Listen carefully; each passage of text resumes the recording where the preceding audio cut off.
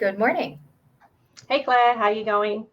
Good. So today on our Spotlight on Interview series, we have a very special guest. We have the Treasurer of the GU and Head of Specialist TAMS for APJC at AWS, Schwetz. So thanks for joining us. My pleasure. I'm actually really looking forward to today. There's been some really good interviews as part of this group so far, so I'm glad to be part of it. Amazing. So obviously I've just said your job title, but for those who are watching and don't work in corporate tech, can you tell us a little bit about what you do? Sure. So basically I've been at AWS, it'll be 2 years on the 1st of March this year. So I'm coming up for my my anniversary, and I look after essentially a consultancy group across the APJC region. So I've currently got a team of 28, and I cover countries such as India, Japan, China, Korea, Singapore, and Australia, New Zealand. There are essentially 11 domains or technical domains and services that each of the individuals will specialize in one or potentially more of.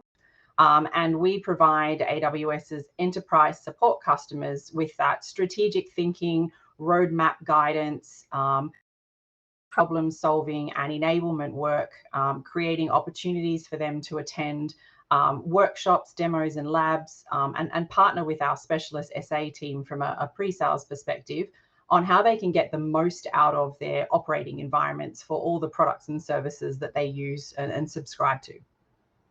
Wow, that is a pretty big, intense job, managing all of that. Yeah, I have to say the people management aspect is what makes me get out of bed every day. I have an amazing team of humans that work with me, and without them, I'd say life would be extremely highly technical and not much fun. Yeah, absolutely. So you've obviously gone on quite a journey to get to like that level of seniority in such a big company. Like, how did you get there? So for me, I finished school in 1998. So for to do the math, feel free. I started doing a Bachelor of Computer Science at Macquarie University, but I also started working full time at the same time. So I did my degree part time over 5 years, and I support. I worked in technical services and integrator type companies, and worked my way up through the ranks because I did a full 5-day week. I went to uni at night time, and back then it was weekends, and we still had all face-to-face classes. There was no such thing as online education in the day. And sort of, 5 years went by, and then I decided that because of where I was in my career at the time, which was a fairly senior position, but more in the project technical implementation space, I wanted to go and study more of the management and business aspects. So I went back to Macquarie and did a Masters of IT part-time as well. And that took me 3 years. So for me, it was a big investment in my education and possibly a lesser investment in my social life. But I did work hard, and I did play hard, and I did do a lot of sport. It was just finding the balance between everything. I think the customers that I worked with during the time were what really gave me the enjoyment on the day-to-day. All of my roles, be them project, be them technical implementation, be them consultancy, or even the leadership and management roles, were all customer facing. So my 20 plus years in the industry has all been on that delivery of the business. So every day was different. You never really got bored doing the same thing. And you always met lots of interesting and different people through their businesses, meaning you increased your knowledge on various business models and industries and here in the world. And I think probably the biggest growth was the opportunity to work more broadly than just Australia. So throughout all of that time, I've had the benefit of going and doing secondments in places like Malaysia,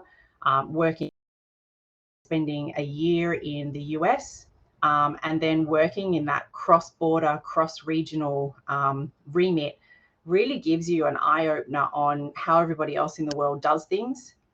You really get to learn what works and what doesn't when it comes to delivery models, and also all of the different personalities that you meet along the way, both as a peer, as people you partner with, and then those that you lead, because there's quite a big difference for me between being a manager and being a leader. And for me, I'm all about the people. I think if you ask any of my team at AWS at the moment, they would be 100% Kat is about the people. Kat wants a happy team.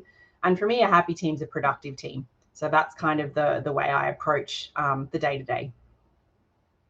Yeah, and I can vouch for that. Having worked together in a previous life, I know a lot of some of your old team members, and I think, yeah, they would say the same thing. It's all about people. Yeah. But yeah. It's quite rare for a female to get to the level of leadership you are, particularly in like kind of one of the big tech companies.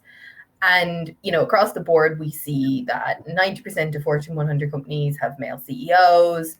Women-led businesses get on average about 4% of VC funding here in Australia, and it's 2% globally. Why do you think we see that kind of major disparity? I think probably the biggest challenge I've always had has been, being the minority in the room, whether I'm the only female on the leadership team locally or worse, globally, or, walking into work and your entire team is male, your managers are male, maybe the only females are, where the world stereotypically puts them in finance or marketing.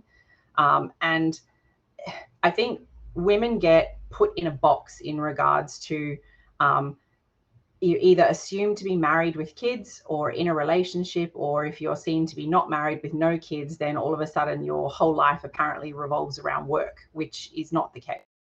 I think based on your age and where you are at in life, people have preconceived ideas about how much effort and how much time you have in a week available to be able to dedicate to work. And yes, my play a lot of, what time does my day start and finish, but I find balance. I go and exercise, I spend time with my fiance, I spend time with my pets, my family, my friends, and I do my absolute hardest to not let work rule my life. But it will ebb and flow throughout a month. I could have a really quiet week or I could have a busy as week. And I think therefore, coming back to that whole topic around, gender diversity and gender disparity, I think it's because of people's assumptions as to the availability mentally and physically and emotionally of women in the workplace, as to how much bang for buck, so to speak, they're going to get for their investment. Because rightly or wrongly, it may be seen that, men will just dedicate all and every ounce and bit of their time in a day-to-day that they can to work, because perhaps they're not the ones picking the kids up or dropping them off from school. Perhaps they're not the ones that are responsible for keeping the house running, doing the cooking, doing the washing, doing the cleaning. And it's an assumption that all falls to us. Now, in saying that, I might sound a bit stereotypical, going, well, I don't look at it that way, yet I believe that many people do. I have a very good balance in my own all of those responsibilities, but I know it doesn't always work that way for people. And then you've got the super women out there who actually manage to do all of that and do the amazing leadership and senior type roles, and no one would ever question them. I think it comes down to old school stereotypes and what people perceive is an appropriate amount of effort that one dedicates. Yeah, I can see that. And I also, I've had a few of these interviews, a few of these conversations, but what's interesting to me is, and I meet a lot of men through my job. I mostly deal with IT and operations managers. And what I find interesting is that while that perception very much still exists, a lot of men of, I'm going to say, the younger generations seem to want change. Like, you've managed teams of pretty much all men, like, for long parts of your career. Have you found that they, when given the opportunity, would like to take like paternity leave, finish early to pick their kids up from school, that sort of thing? Yeah, absolutely. In my current role and at Deloitte previously, even at the Frame Group where we were, and absolutely at Dimension Data, all of those companies were at varying times very respectful of people's outside work influences and life. During COVID, in a company was completely game changing and everything changed in the world. But if I pre-COVID, I think back then there was still a lot of people that were looking at the how do I get better work-life balance. And if that meant that on Mondays, Wednesdays, and Fridays, the guys in my team did kid drop-offs, and the other days of the week, girlfriends, partners, then so be it. I used to regularly get the Cat, I can't do a meeting at that time, or if you do need to speak to me, I'm going to be in the car doing drop-offs. And I'm like, that's okay. It's not a meeting where you need to display something on a screen for us to review. If you're happy to chat with your kid in the car, fine. But if not, let's reschedule. For me, even just being able to put medical appointments like a physio to deal with my bad back, people are a lot more respectful of that, I find today, than perhaps what they used to be. So I think that flexibility, my current team, I've got some people who work flexi hours because they do drop-offs morning and afternoon, and because we're in a global team, where people start early and finish late. So if it means they take 2-3 hours out during the day to make sure that their kids are picked up and dropped off from school, or taken to school sports, or they get to attend things at their school, I'm not there monitoring the clock going, oh, you owe me 3 hours for today's worth of work. It ebb and flows, like I mentioned, in my own role. And for them, it's you give them flexibility and freedom to choose their own destiny in their day, as long as you're getting your outcomes and deadlines and your requirements of your role. I don't really care how and when you manage to factor that in, because life's bigger than just work. 100%. And all of the like modern leaders that I've spoken to have really echoed that sentiment, that it's like, look, the system that was set up, you know, in the Industrial Revolution way back, isn't necessarily workable, feasible, the best solution in 2023, especially with the technology we have that allows people to be in the car and join a meeting if they just need to be there as an FYI, or, you know, kind of work around it. And it definitely, you know, as they call it, like the war for talent, it makes companies more attractive. Yeah. And I mean, look, for me personally, in the 2 years I've been in AWS in my role with the team, our attrition was next to non-existent. We've only had a couple of people move internally. And a lot of that was one relocated overseas. Another just got an amazing opportunity after being in our team for 3 years before I even got there. So who am I to step in someone's way of, you know, their goal job or their dream job, or even just their next career step, because it's all about growth. Am I happy they're still in the broader company? Absolutely. I can always go and ask a question if I was desperate for something that they had dealt with before leaving. But I really think the balance and the flexibility that we give our team makes, if that makes sense. 100%. And that kind of leads me into, like, you know, you've obviously joined the GU and you're on the board. So what made you so passionate about this? I think for me, I've almost looked for something like the GU throughout my career. I've had some amazing female and male mentors throughout my career, and it's people that have gone out of their way for me, to help me when I've been struggling with something, whether it's been emotionally through work or a technical problem, or even just seeking guidance on how to approach particular situations. And without those people, I'd probably still be and wouldn't have been able to move forward onwards and upwards. So for me, the GU represents a safe space, because one thing I have found is that throughout my career, I haven't always had an immediate safe space that I can turn to and put a question out there and get people who have either been through it themselves, they're experiencing it right now, or they've just got some insights and perspectives and positive, constructive feedback that they can give me, which is a tangible action I can take to better the situation that I'm in or that I'm struggling. So the GU for me represents an ability to create that safe space for women in positions like mine, or people that are just in roles that put pressure and stress on them that can sometimes cause you to question if you're doing the right thing or whether you should even be in that role, and then put that doubt in your mind. So I really believe the GU is there to build and support the mental health of women in the workplace, and also the struggles, and share the mechanism to try and deal with things when you're faced with them. So for me, it's a bit of a give back concept as well, because I've been the lucky beneficiary of many hours of wisdom and advice from my mentors, it's time to see if I can share that with people as well. Such a good answer. And look, that's totally kind of the goal behind this, is to create that safe space. But also, like, I noticed even at our first event, like, there's almost a kind of, when I was talking, a collective sigh of relief going, oh my God, I'm not the only person this happens to. Yeah, and not just me. I think to your point, there was a lot of those aha moments or a Me Too moment for both good and bad reasons. You know, the Me Too for, I've felt that from a particular manager that I've had in the past, or a Me Too moment for, you know, I've really struggled when trying to keep momentum going in a team during COVID. You know, how do you keep the collaboration, and how do you stay connected? So there's a lot of those little light bulb moments that at the first event, and that we see going on in the dialogue between the chat group as well, where there's just a lot of support for, even with me being able to attend or not attend an event because it's been a crazy week and I'm just shattered of all the groups, and it's this one. 100%. And just on a slightly more personal note, what is something people might not know about you? Right. So it's funny when you join AWS or you go into a new team meeting or an all hands or something, you always get asked, like, what's something peculiar about you that people would never guess? So for me, I'm a mad, raging Revhead V8 car fan.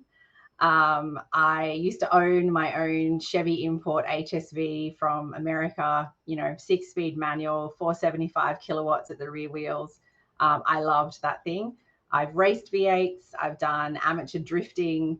Yeah, huge car fan. And I don't think anyone would necessarily put 2 and 2 together if they saw me out on the street or looked at me and went, yep, she's definitely a V8 nut. You know, love the smell of burning rubber and fuel on an afternoon. It's great. Absolutely. And not even just a V8 nut, like, you know your way around an engine too. Like, you can fix stuff. Which... I've built and pulled apart a few engines in my lifestyle, and you wouldn't think it to look at my name. Happy to get grease on my hands, but it's actually a really enjoyable and fun pastime. You and my husband both agree on that. So if someone's looking at you and they're kind of going, you know, she's done all this stuff, she's had this incredible journey, and I would like to get there. I'm at a certain point in my path and I want to get to where she is. What kind of advice would you give them? I'd probably say set yourself a goal and a milestone or achievement of something you really want when it comes to career.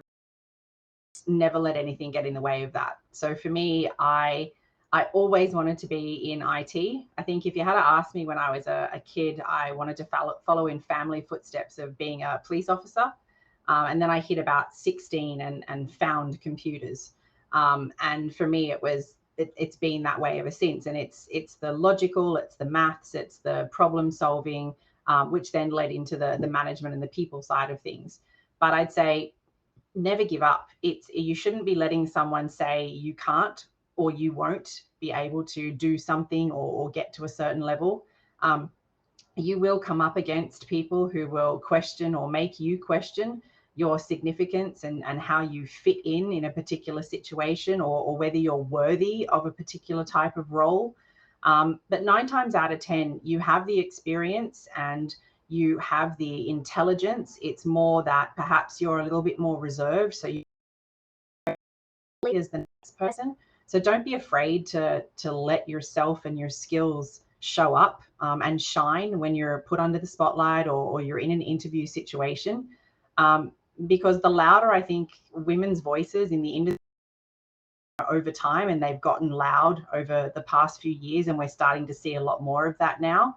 I think that's the point where people can recognize that it's not about, you know, whether it's a male or a female that goes for a role, and it really should just be about, do they have the skills and are they the best fit, meaning they're the best person for the role, which is irrelevant of gender. So I'd say don't let anyone put you back in a box and put the lid on. You have just as much right as the next person if you tick the, you know, qualification boxes. And even if you don't, that's okay too, because if you're willing to learn and you show that passion, you can always be taught something, then you'll be surprised. People will invest in you and it's a real great thing to actually see people develop right under your nose when they're in your team. Amazing. That is fantastic advice. Thank you. And that is about time for us, but thank you so much for coming on. This was fantastic to talk to you and hear about your journey. No worries, Claire. Thank you. And for all of those that are thinking about, reaching out to the GU, please do. As both of us are on the board. I'm to know you and hear from you. Amazing.